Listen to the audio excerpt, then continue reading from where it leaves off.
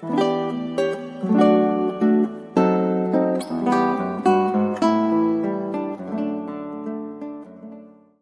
días, hermanos. Dios los bendiga. Gracias a Dios que nos permite estar reunidos en la iglesia, en su casa, para exponer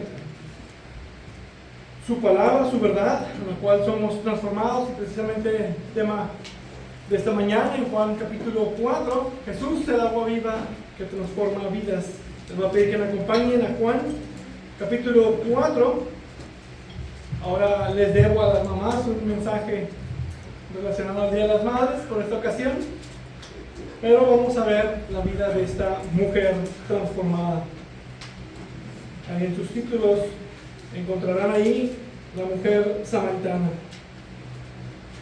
En esta ocasión estaremos leyendo una porción grande de las Escrituras. Les pido que pongan atención a la lectura de esta mañana. Vamos a estar leyendo los versículos del 1 al 30. Y dice la palabra de Dios en esta mañana. Por tanto, cuando el Señor supo que los fariseos habían oído que Él hacía y bautizaba más discípulos que Juan, aunque Jesús mismo no bautizaba, sino sus discípulos, salió de Judea y se fue otra vez para Galilea, y Él tenía que pasar por Samaria. Llegó, pues, a una ciudad de Samaria llamada Sicar, cerca de la parcela de tierra que Jacob dio a su hijo José. Y allí estaba el pozo de Jacob. Entonces Jesús, cansado del camino, se sentó junto al pozo. Era cerca del mediodía.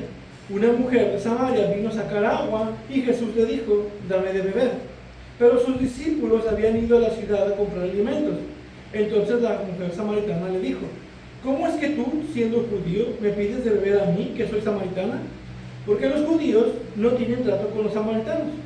Jesús le respondió: si tú conocieras el don de Dios y quién es el que te dice, dame de beber, tú le habrías pedido a Él y Él te hubiera dado agua viva. Ella le dijo: Señor, no tienes tú que sacarla y el pozo es hondo. ¿De dónde, pues, tienes esa agua viva? ¿Acaso eres tú mayor que nuestro padre Jacob, que nos dio el pozo, del cual bebió él mismo y sus hijos y sus ganados? Jesús le respondió: todo el que beba de esa agua volverá a tener sed. Pero el que beba del agua que yo le daré no tendrá sed jamás, sino el agua que yo le daré se convertirá en él en una fuente de agua que brota para vida eterna. Señor, le dijo a la mujer, dame esa agua para que no tenga sed, ni venga hasta aquí a sacarla. Jesús le dijo: ven, llama a tu marido y ven acá. No tengo marido, respondió la mujer. Jesús le dijo: bien has dicho, no tengo marido, porque 5 maridos has tenido, y el que ahora tienes no es tu marido. En eso has dicho la verdad. La mujer le dijo: Señor, me parece que tú eres profeta. Nuestros padres adoraron en este monte, y ustedes dicen que en Jerusalén está el lugar donde se debe de adorar. Jesús le dijo: mujer, cree lo que te digo. La hora viene cuando ni en este monte ni en Jerusalén adorarán ustedes al Padre. Ustedes adoraron lo que no conocen. Nosotros adoramos lo que conocemos, porque la salvación viene de los judíos. Pero la hora viene, y ahora es, cuando los verdaderos adoradores adorarán al Padre en espíritu y en verdad, porque ciertamente a los tales el Padre busca que lo adoren. Dios es espíritu, y los que lo adoran deben adorar en espíritu y en verdad. La mujer le dijo: sé que el Mesías viene, el que es el llamado Cristo. Cuando Él venga nos declarará todo. Jesús le dijo: yo soy el que habla contigo. En esto llegaron sus discípulos y se admiraron de que hablara con una mujer, pero ninguno le preguntó: ¿qué tratas de averiguar? ¿O por qué hablas con ella? Entonces la mujer dejó su cántaro, fue a la ciudad y dijo a los hombres: vengan, vean a un hombre que me ha dicho todo lo que yo he hecho. ¿No será este el Cristo?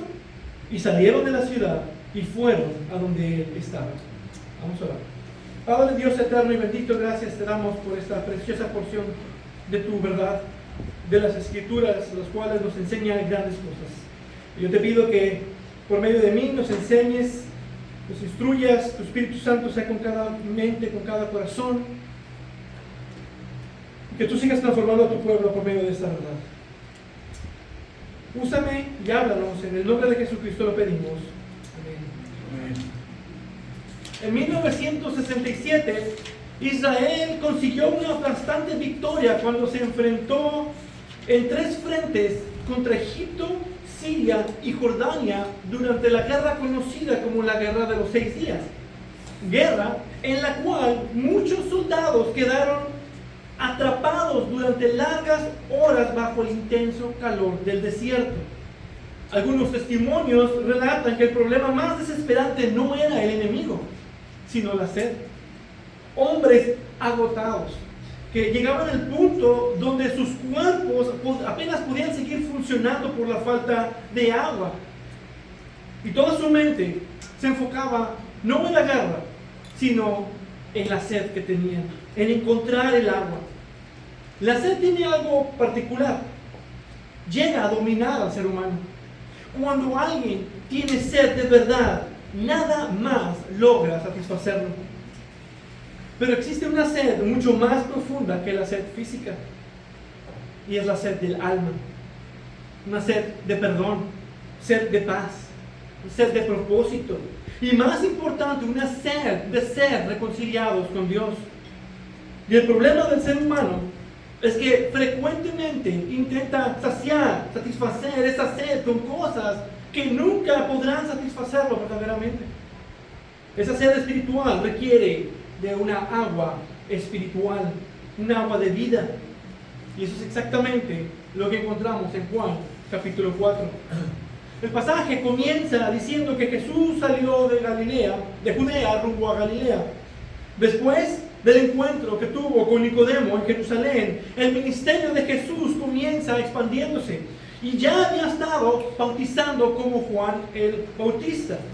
Y ahora Juan, el evangelista, nos muestra a Jesús moviéndose a otra escena completamente distinta. Ahora, para entender el impacto de este encuentro con Jesús con la samaritana, debemos comprender la profunda enemistad que tenían los judíos y los samaritanos. Recordarán en la historia de Israel que la nación de Israel sufrió una división causada por la idolatría de Salomón, las tensiones que ya estaban entre las tribus y el trato severo que dio Roboam, hijo de Salomón. Esto, como hemos visto en el libro de Amós, después de la división, ellos constantemente ignoraron a Dios, permitiendo idolatría e injusticias. Y a pesar de las muchas advertencias que Dios les hizo, enviando profetas, enviando su palabra, no quisieron escuchar. Y Dios los cortó como pueblo de Israel y permitió que los asirios conquistaran el reino norte de Israel. Después de la caída del reino norte en el año 722 a.C., el imperio asirio llevó cautivo a muchos israelitas e introdujo pueblos paganos en la región, como se nos relata en Segunda de Reyes capítulo 17. Con el tiempo surgió una población mezclada tanto étnica como religiosamente. Los samaritanos aceptaban parcialmente el Pentateuco, pero rechazaban gran parte de la revelación del Antiguo Testamento. Además, establecieron su propio centro de adoración en el monte Gerizim, rechazando Jerusalén como el lugar escogido por Dios para la adoración. Y por siglos, la relación entre los judíos y los samaritanos estuvo marcada por hostilidad, desprecio, división religiosa y un rechazo mutuo constante. Para muchos judíos, Samaria era considerado como un territorio impuro. Por eso, este relato es tan impactante. Jesús no solo atraviesa Samaria, sino que deliberadamente se detiene ahí, porque el Padre había determinado salvar a una mujer samaritana y por medio de ella comenzar a mostrar que el alcance del Evangelio no estaría limitado solo a la nación de Israel. El ministerio de Jesús comienza con los judíos, pero después comienza a abrir las puertas a los gentiles, por primero abrir las puertas a las tribus perdidas de Israel, comenzando desde Samaria. El Señor no se mueve por accidente. Cada paso que Cristo da en este relato está dirigido soberanamente por el plan redentor de Dios. El texto nos deja ver que esta mujer probablemente vivía marcada por la vergüenza y el rechazo social. Más adelante descubrimos su pasado marital, algo desordenado, 5 maridos, y el actual no es marido, está en una situación actual, presente, pecaminosa. Además, el hecho de que nos dice y nos indica que ella llegó al pozo al mediodía, probablemente indicaba cierto aislamiento. Normalmente en esa cultura las mujeres iban más temprano en grupo, evitando el calor intenso del día. Pero esa mujer viene al mediodía y viene sola. Humanamente hablando, ella era una persona despreciada, rechazada por los judíos como samaritana, cuestionada moralmente por cómo estaba viviendo y posiblemente evitada aún por su propio pueblo. Pero precisamente allí es donde Cristo decide detenerse. A simple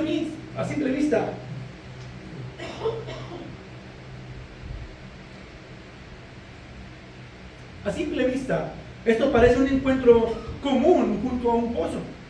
Una mujer buscando agua y un hombre cansado del camino. Pero detrás de esa escena física existe una realidad espiritual mucho más profunda. La mujer piensa que necesita agua para sostener su cuerpo, cuando en realidad su alma está sedienta de Dios. Y lo más glorioso del texto es que antes de que ella buscara verdaderamente a Cristo, Cristo ya había estado ahí, buscándola, esperándola. Ella llega con un cántaro vacío para llenarla con un agua que nos sacia. Pero espiritualmente también representa toda su vida estaba vacía, sin Dios.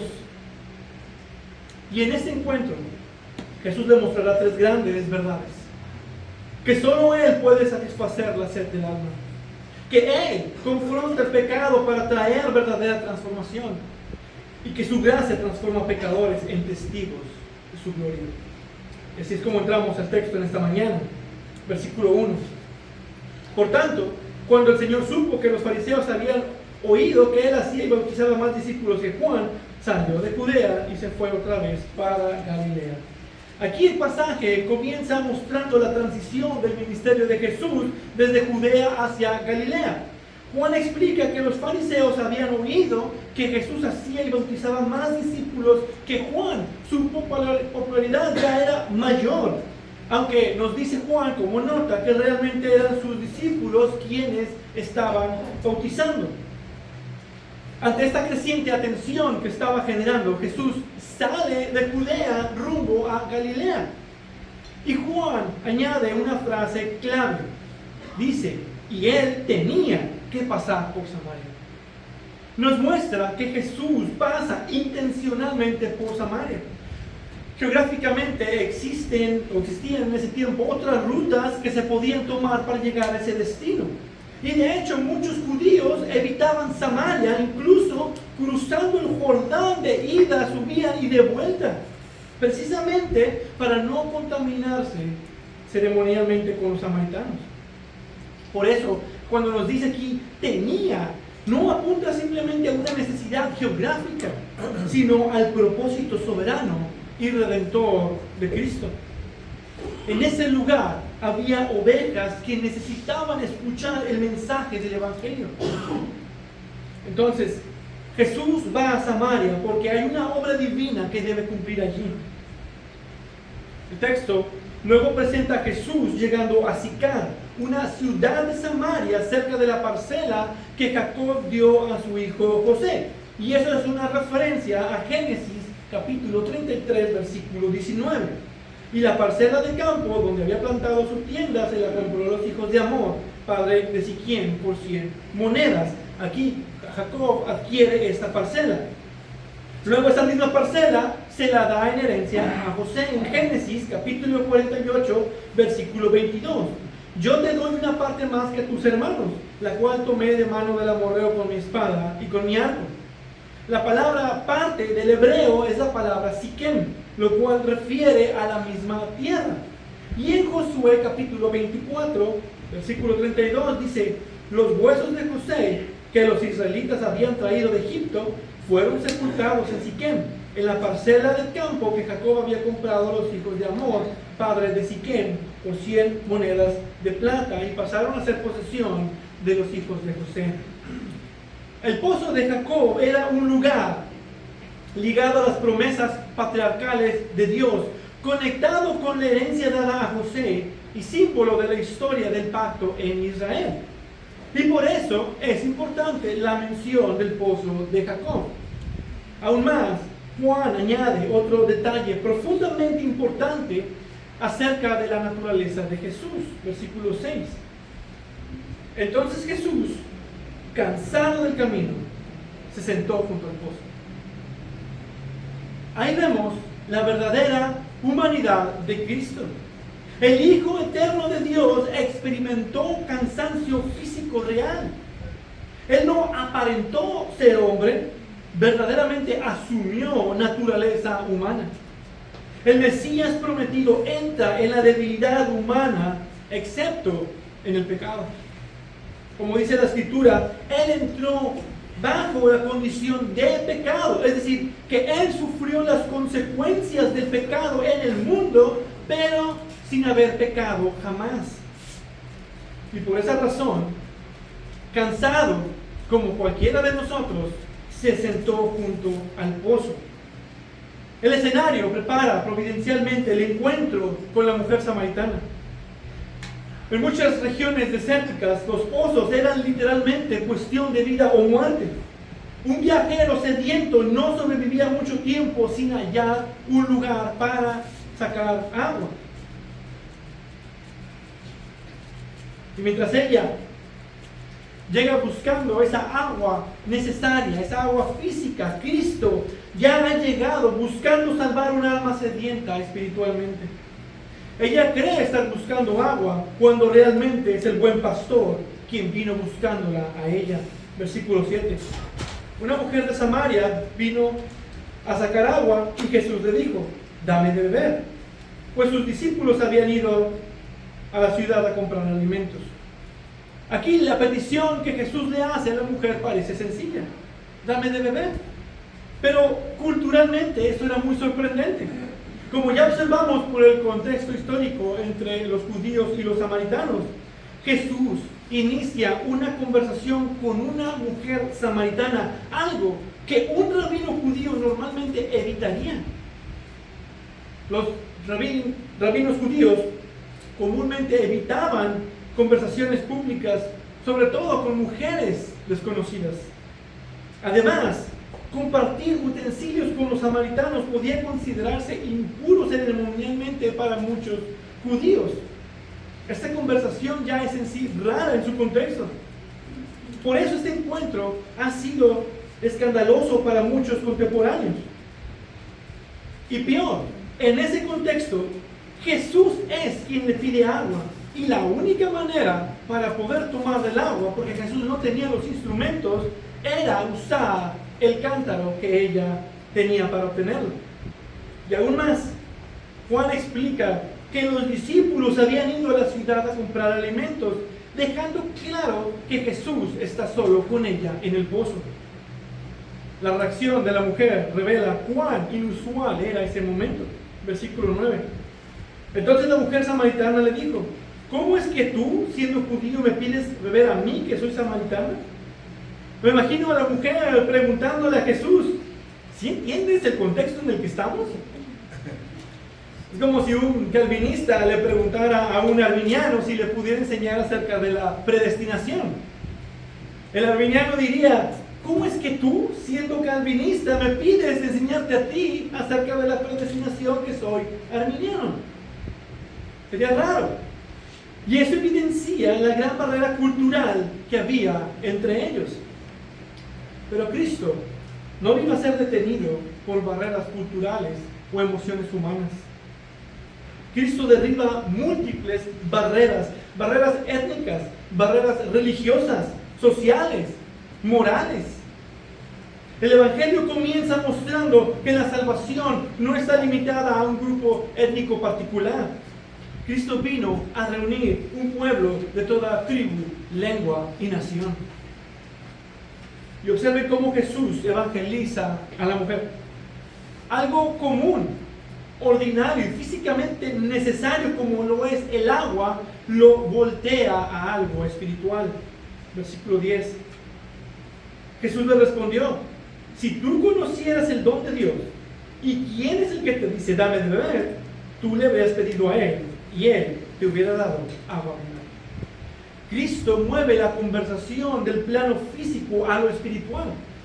La mujer piensa en agua natural, Jesús habla de vida eterna. Y la expresión agua viva podía referirse literalmente a agua corriente, a agua fresca. Pero Jesús la usa espiritualmente para describir la vida salvadora que Él da por medio de la obra del Espíritu Santo. La mujer todavía está entendiendo en su mente todo literal, al igual como lo observamos con Nicodemo y al igual como lo observamos con los discípulos de Juan, y al igual que se observa con todo hombre que tiene una mente carnal.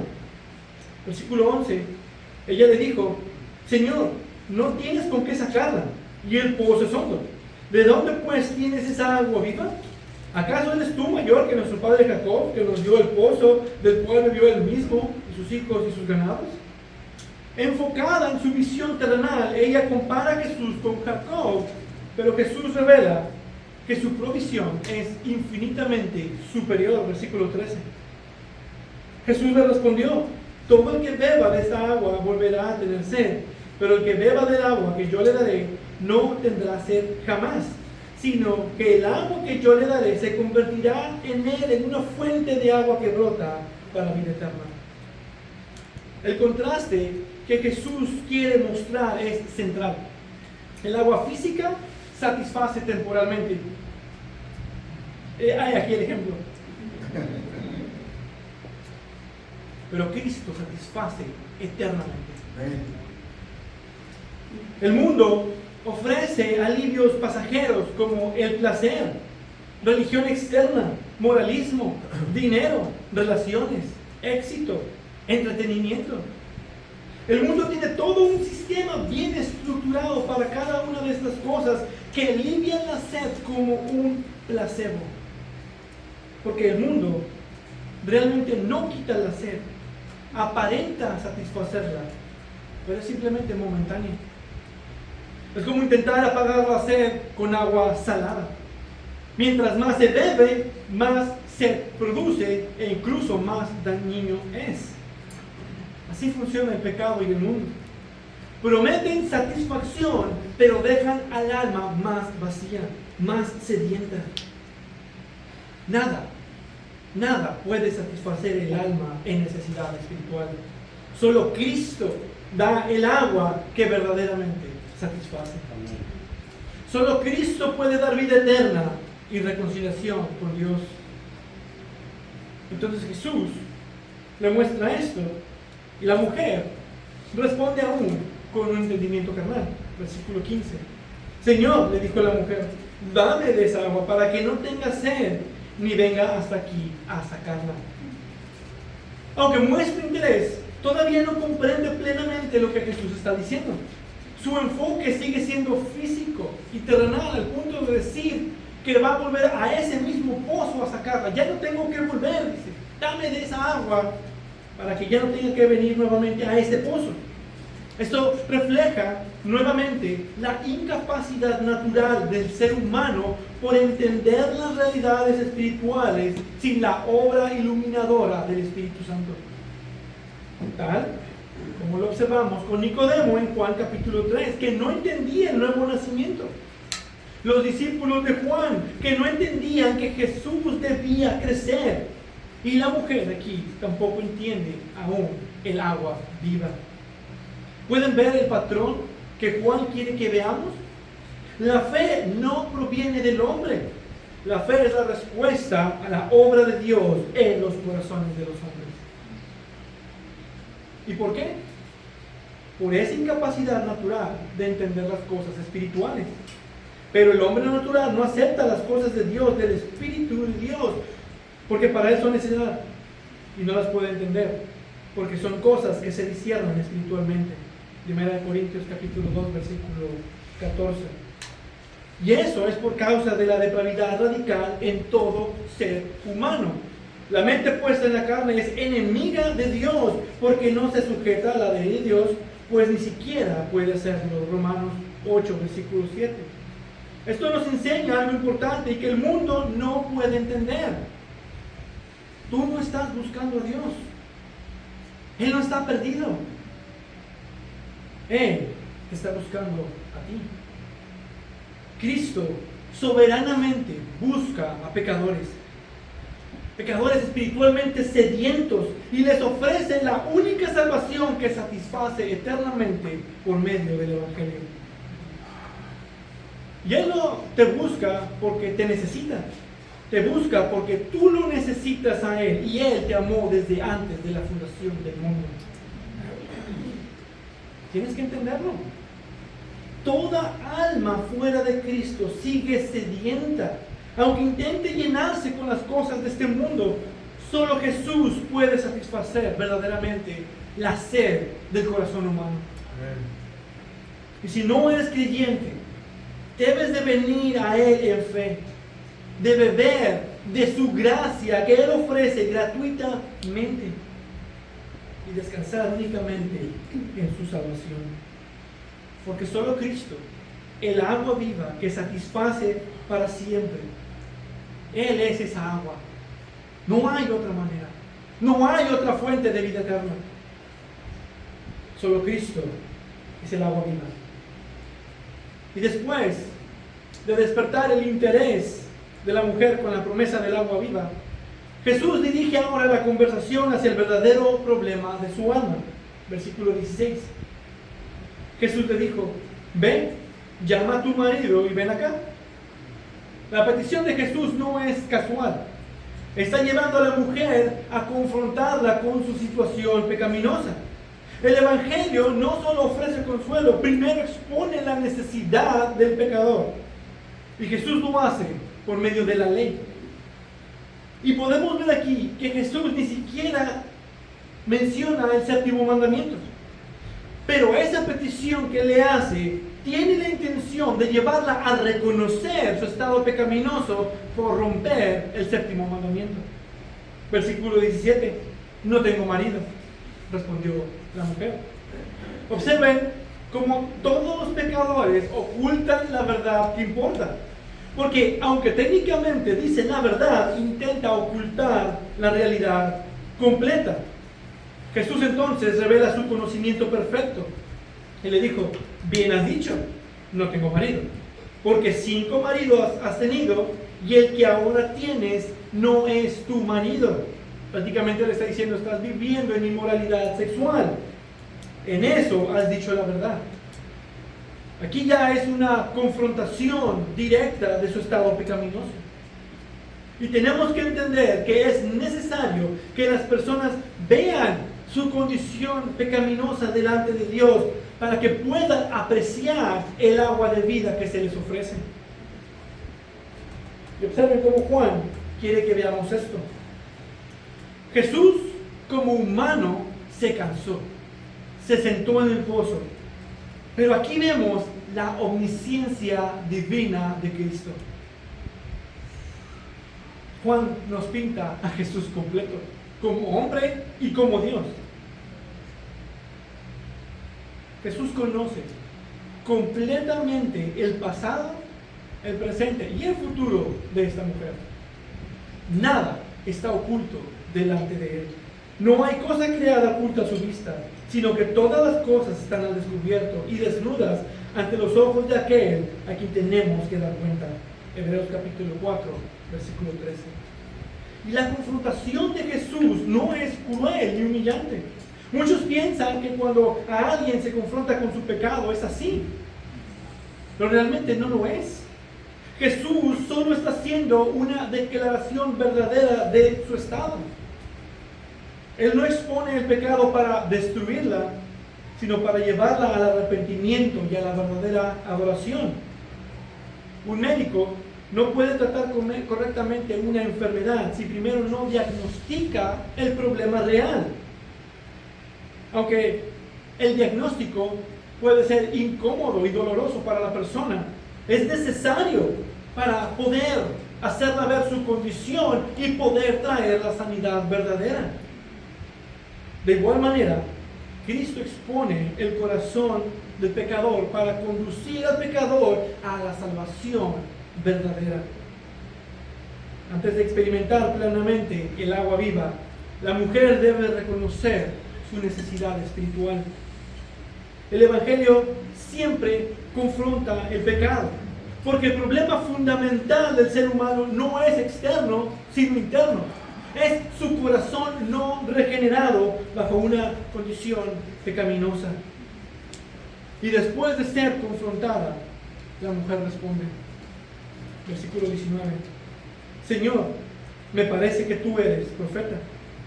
Ella reconoce que Jesús posee conocimiento sobrenatural. Sin embargo, inmediatamente cambia el enfoque hacia una controversia religiosa. Nuestros padres adoraron en este monte y ustedes dicen que en Jerusalén es el lugar donde se debe de adorar.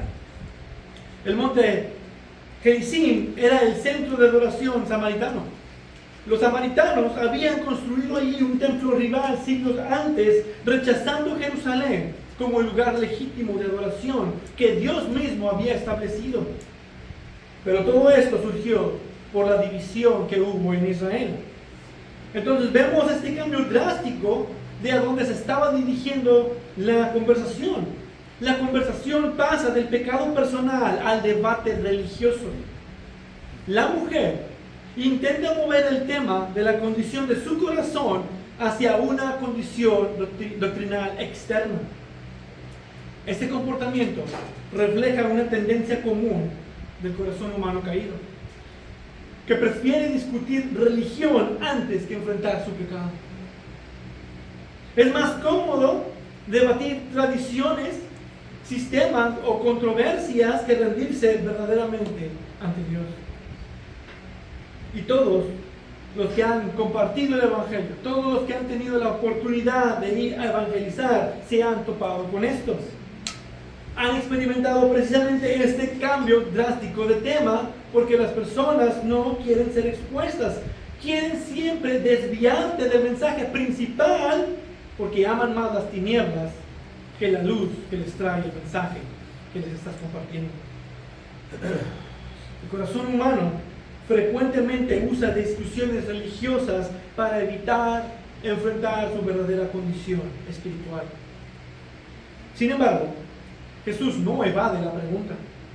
Él usa incluso esta desviación para revelar una verdad mucho más profunda sobre la verdadera adoración. Jesús le responde, versículo 21, mujer, cree lo que te digo. La hora viene cuando ni en este monte, hablando del monte Gerizim, ni en Jerusalén adorarán ustedes al Padre. Bajo el antiguo pacto, Jerusalén era el centro legítimo de la adoración establecido por Dios. Sin embargo, el templo y sus sacrificios y todo el antiguo pacto apuntaban solo a Cristo. Apuntaban hacia Cristo, quien cumpliría perfectamente todo el sistema sacrificial, todo el sistema sacerdotal, todo el sistema de adoración. Con la llegada del nuevo pacto, la adoración ya no estaría limitada al templo terrenal, porque como hemos visto, Cristo mismo es el verdadero templo. Y Cristo mismo es el mediador entre Dios y los hombres. Cristo anuncia un cambio radical en la historia redentora. Con su venida, la adoración ya no estaría centrada en un lugar geográfico específico. El sistema ceremonial del antiguo pacto estaba llegando a su cumplimiento en él. Y es por eso, por lo que Jesús le dice que esa discusión que ella está trayendo ya tiene un final feliz. Él viene a resolver ese conflicto. Versículo 22. Ustedes adoran lo que no conocen. Nosotros adoramos lo que conocemos, porque la salvación viene de los judíos. Aquí Jesús vuelve a darle una verdad espiritual. Ellos adoraban a Dios con quien ni siquiera tenían una relación personal. Recordemos que esa palabra conocer implica conocimiento de Dios, pero también una relación íntima con Él. Y ellos tenían cierta revelación de Dios, pero no la tenían como la tenían los judíos. Y además no tenían el centro de adoración, tenían otro. Todo eso los fue desviando de la adoración al único Dios verdadero. Esa es la acusación que Dios les da en Isaías 29:13.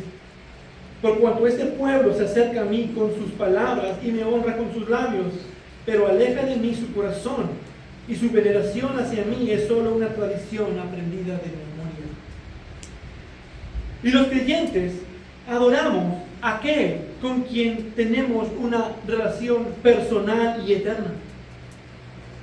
Esto no solo marca una gran diferencia entre quienes tienen una relación con Dios y quienes no tienen una relación con Dios, sino que también explica el propósito de la salvación: que te conozcan a ti, el único Dios verdadero. Esta es la vida eterna. Es decir, la vida eterna es que nosotros tengamos una comunión plena con Dios. Cristo vino para reconciliarnos con Dios. Ese es el misterio de la reconciliación, y eso habla de una comunión. Somos salvados para tener una comunión personal con Dios. Con esto, Jesús lleva la conversación al corazón del asunto, versículo 23.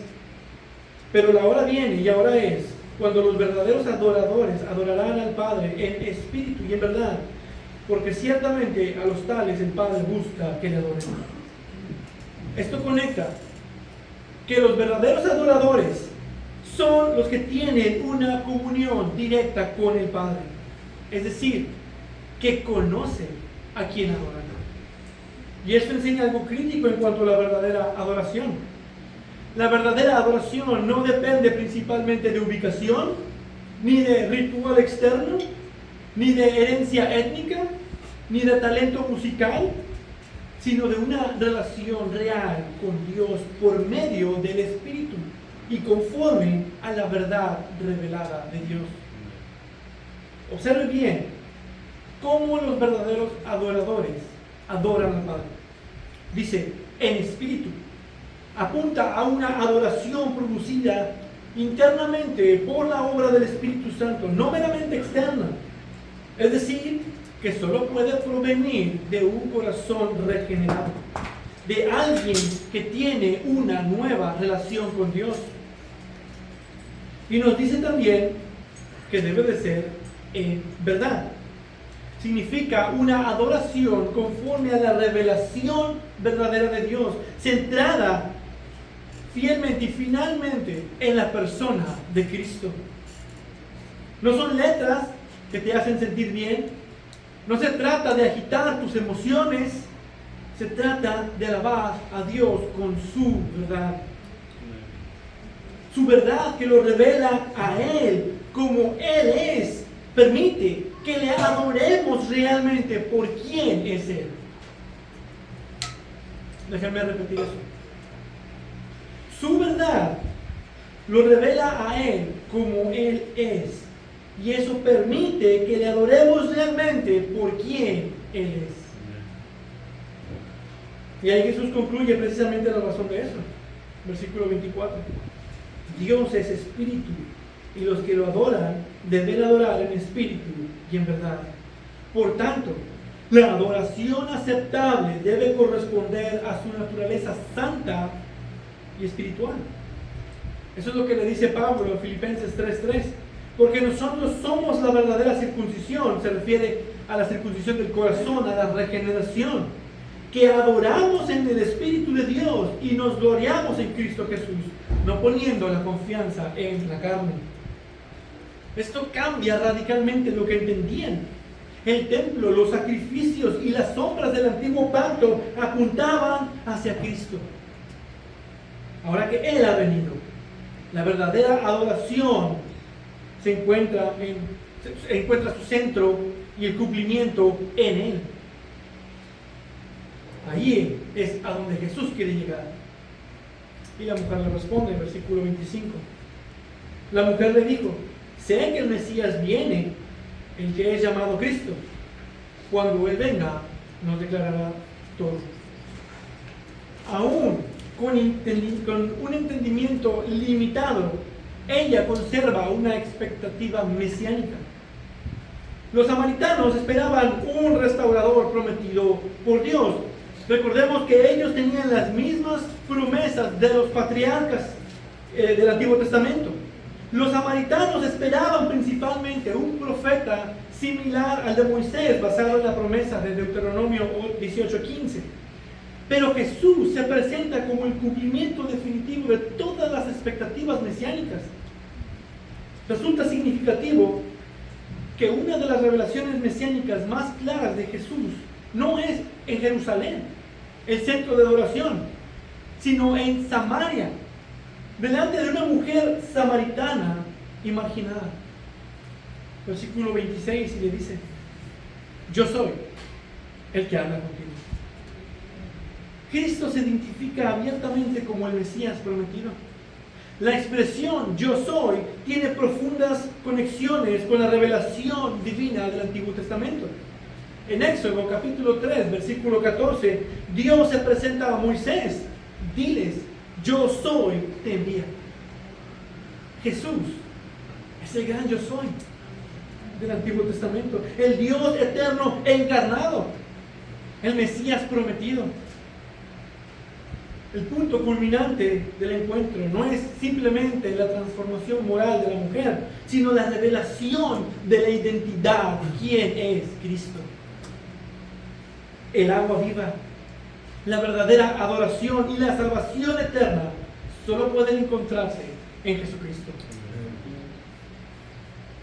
Y eso es lo que esta porción nos revela. Cristo confronta el pecado del corazón y se revela como el único Mesías capaz de producir verdadera adoración y transformación espiritual. Es como alguien que ha vivido siguiendo mapas incompletos y señales parciales hasta que finalmente llega frente a la persona que estaba buscando. Ese es el Mesías que estaban esperando. Todas las expectativas, símbolos y promesas encuentran su cumplimiento en Cristo. Pero también nos revela que no basta con una religión externa, a lo mejor con la tradición de la religión o conocimiento doctrinal vacío. El Señor demanda adoradores transformados por su gracia, que reconozcan su pecado y vengan a Cristo como la única fuente de salvación verdadera. Pero lo hacen no para que canten bonito o para que se sientan bien, sino para serlos verdaderos adoradores y siervos para su gloria. Pero también para ser los testigos que llevan a otros a Cristo. Y eso va a nuestro tercer y último punto, versículo 27. En esto llegaron sus discípulos y se admiraron de que hablara con una mujer, pero ninguno le preguntó: ¿qué tratas de averiguar o por qué hablas con ella? En ese momento, donde la conversación ya estaba en el centro, regresan los discípulos. Y la reacción de los discípulos revela cuán inesperado era este encuentro según las normas culturales de ese tiempo. Jesús no solo está hablando con una mujer en público, sino aún más con una mujer samaritana. Sin embargo, aunque se sorprenden, ninguno se atreve a cuestionarlo. El silencio refleja tanto respeto hacia Jesús como su confusión respecto a su manera de actuar. Pero aún en su confusión reconocen su autoridad y se someten a Él. Y esto que pasó con los discípulos muestra que la gracia soberana de Dios alcanza a quienes muchos los considerarían indignos o improbables. Muchas veces las personas crean círculos cerrados donde ciertos individuos parecen demasiado lejos para cambiar. Miran a las personas y juzgan: Él no va a creer, Él no te va a escuchar, ¿para qué te esfuerzas? Pero el Evangelio constantemente sorprende, porque Dios salva precisamente a quienes nadie esperaba ver transformados. La gracia de Dios alcanza a todos los que van a creer. No importa su estado actual. Dios no hace acepción de personas. Por eso Pablo pudo decir: todo lo soporto por amor a los escogidos, para que también ellos obtengan la salvación que está en Cristo Jesús, y con ella gloria eterna. Segundo de Timoteo capítulo 2, versículo 10. Además, este momento prepara el escenario para la expansión futura del Evangelio hacia Samaria y hasta los confines de la tierra. Y por eso Juan registra un detalle importante, versículo 28. Entonces la mujer dejó su cántaro, fue a la ciudad. El cántaro representa aquello por lo que había venido originalmente: agua física para saciar la sed. Pero ahora, después de encontrarse con Cristo, el agua viva, su sed espiritual es saciada y su prioridad cambia completamente. El Mesías que habían esperado está frente a ella. Y eso no puede quedarse ahí. No puede esperar, sino que la mujer deja su cántaro y corre a la ciudad y dice: vengan, vean a un hombre que me ha dicho todo lo que yo he hecho. ¿No será este el Cristo? La que probablemente había vivido avergonzada y aislada, ahora anuncia públicamente a Cristo. La gracia de Dios alcanza al más vil pecador y produce una vida transformada visible. Lo transforma en alguien completamente distinto. Es hecho por el poder de Cristo en una nueva criatura. Y su testimonio es sencillo, pero poderoso. Ella no presume de conocimiento teológico profundo, no intenta impresionar a la ciudad, simplemente dirige a otros hacia Cristo. Vengan, vean, como los discípulos comenzaron a hacer, comenzaron a compartir acerca de Jesús unos capítulos atrás. Vengan y vean quién es Jesús. Es una invitación sencilla, pero poderosa. Además, su pregunta: ¿no será este el Cristo? Jesús ya se reveló como el Cristo. Ella ya lo sabía y lo creyó al punto de anunciarlo en la ciudad. Ella no está cuestionando las palabras de Jesús, que uno pudiera pensar que Él lo está haciendo. Pero ella no está cuestionando, más bien está invitando a otros a venir y comprobar por sí mismos quién es Jesús. Yo ya sé que Él es el Mesías, pero ¿no será que ustedes es el Mesías al cual también ustedes están esperando? El centro de su testimonio no es ella, no es lo que pasó con ella, no se enfoca en lo que Jesús supo de ella, ni cómo ella se sintió en el momento. Su testimonio está en quién es Cristo. La invitación es de ir a ver a Cristo. El hecho de que la mujer fuera a la ciudad y hablara públicamente muestra un cambio notable, considerando su probable aislamiento previo. En el Evangelio de Juan, el testimonio ocupa un papel central. Juan el Bautista testifica de Cristo. Las obras mismas testifican de Cristo. El Padre testifica de Cristo. Y ahora incluso esa mujer samaritana se convierte en un testigo de Cristo. Su poder transforma de tal manera a una persona que no podemos dejar de decir lo que hemos visto y oído, como respondieron Pedro y Juan ante el concilio. Cuando una persona encuentra una cura real para una enfermedad grave, naturalmente desea compartirla a otros para que otros también experimenten la sanidad. De igual manera, quien verdaderamente ha encontrado a Cristo no puede permanecer indiferente. Desea que otros también vengan a Cristo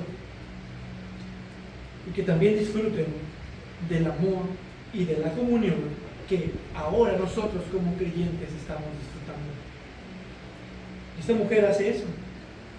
Y el resultado inmediato de lo que anuncia la mujer es notable. Versículo 30. Y salieron de la ciudad y fueron a donde él estaba.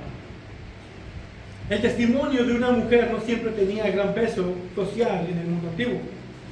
Sin embargo, Dios frecuentemente utiliza a quienes el mundo considera como insignificantes, indignos, para cumplir sus propósitos redentores.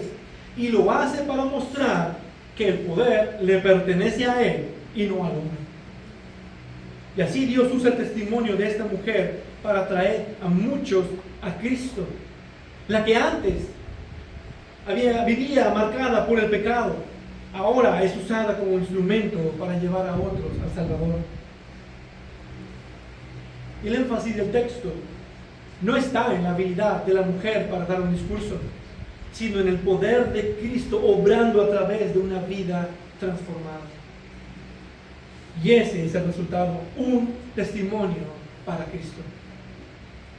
Cuando alguien es transformado por este poder, por esa gracia, no dice, mira, yo creí, dice, mira al que me transformó. Pon tus ojos en aquel que cambia vidas. Lleva tu vaso para que recibas el agua de vida de la fuente. Nunca pongas tus ojos en los hombres. El testimonio de una verdadera conversión produce, no hacia los hombres, produce una admiración y un deseo siempre hacia Dios.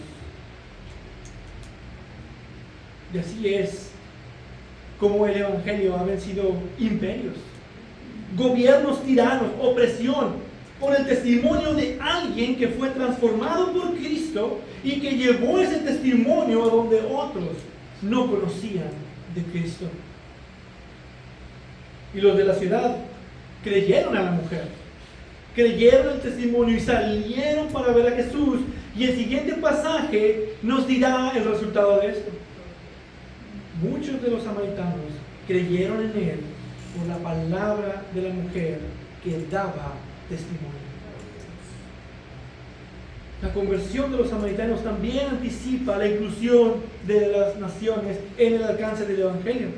Porque el Evangelio es el poder de Dios para salvación para todo aquel que cree. En todo lugar, con toda persona, de cada nación y lengua, puede surgir un avivamiento y mucha salvación.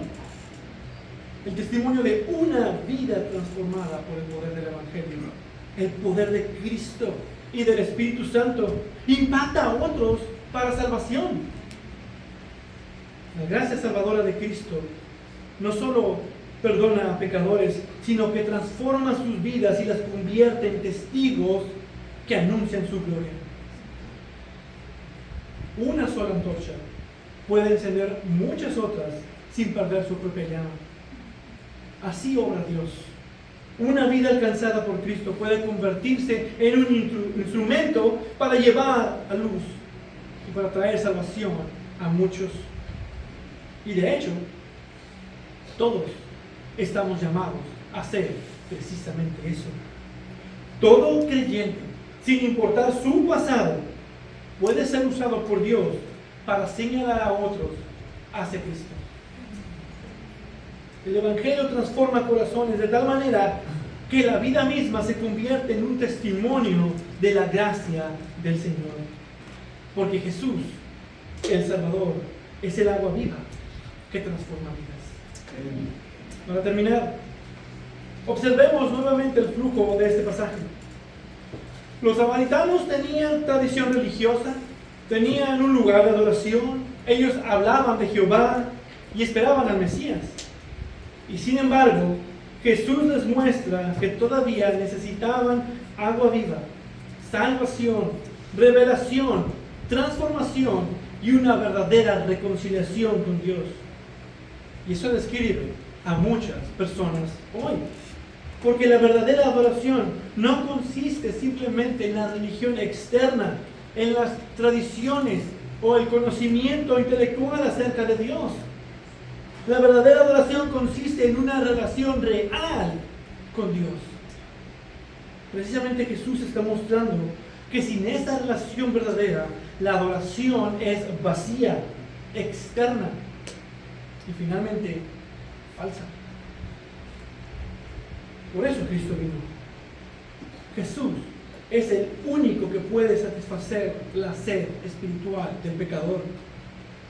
Cristo confronta el pecado para traer una verdadera transformación. Y la gracia que salva también produce testigos para su gloria. Testigos que apuntan a Él. La mujer samaritana llegó al pozo buscando agua física, pero salió habiendo encontrado vida eterna en Cristo. Y eso mismo es lo que hace el Evangelio hoy. Ahora, si tú no has venido verdaderamente a Cristo, debes entender esto. Nada en este mundo puede satisfacer tu alma. No importa cuánto busques, no importa cuánto intentes, puedes probar la metafísica, puedes probar todas las religiones del mundo, jamás podrás ser saciado. Ni la religión, ni moralidad, ni placer, ni éxito, ni tradiciones. Solo Cristo puede dar el agua viva que satisface para siempre. Amén. Ven a Él. Ven a Él, arrepiéntete de tus pecados y cree en el Señor Jesucristo. Y bebe gratuitamente del agua viva que Jesús ofrece por medio de su Evangelio. Hoy es el día que tu sed espiritual puede quedar satisfecha si vienes a Él, la fuente del agua viva. Pero también hay una palabra para nosotros como creyentes. Debemos entender que el mundo sigue teniendo sed espiritual. Y ahora que Cristo te encontró y te salvó, te dio de su agua viva, te transformó por el poder de su gracia, por medio del Evangelio, debes de preguntarte: ¿qué estoy haciendo para que Cristo me use a mí para buscar a otros que Él quiere alcanzar? ¿Qué estoy haciendo para cumplir con la gran comisión? Dios usó a alguien para llevarte el mensaje del Evangelio. Y con eso ahora tú crees. Alguien se tomó el tiempo y el esfuerzo para hablarte de Cristo. Alguien fue testigo para ti y te llevó y te mostró a Cristo.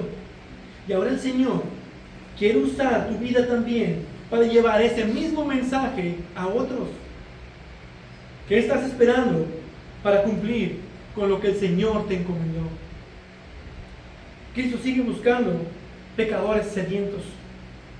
Y ahora Él usa su iglesia. Nos usa a nosotros, a quienes ha salvado, como instrumento para llamarles y darles el agua viva por medio del Evangelio, de la cual hay gran necesidad. Ahora, nosotros estamos llamados, como la mujer samaritana, a ir a la ciudad y dar testimonio del agua viva que transforma vidas. Ese es un gran llamado, al cual debemos ser responsables delante de Dios, de ir y de ser testigos de ese poder transformador, de esa agua viva que transforma vidas. Amén. Padre Dios eterno, Dios glorioso, gracias te damos por tu Hijo Jesucristo, la fuente de agua viva, en la cual encontramos preciosa salvación. Pero como bien dice tu palabra, no nomás recibimos el agua viva, sino que al tenerla, tú nos haces fuentes donde brota agua viva, para que otros también puedan beber de esa agua por medio de nuestro testimonio. Ayúdanos a vivir en las buenas obras, ayúdanos a vivir de tal manera como tu iglesia, para que otros puedan ver las buenas obras y te glorifiquen a ti, Padre. Pero también que al hacerlo puedan ver que solo Cristo es el camino y la verdad. Y no hay otro camino a ti, Padre, sino Cristo, tu Hijo, a quien tú has enviado. Gracias por tu palabra, gracias por instruirnos y ayúdanos como iglesia a siempre tener este sentir y este deseo de siempre compartir el Evangelio para tu gloria y la gloria de tu Hijo Jesucristo, la gloria de nuestro gran trino Dios, en el cual tenemos redención. Amén.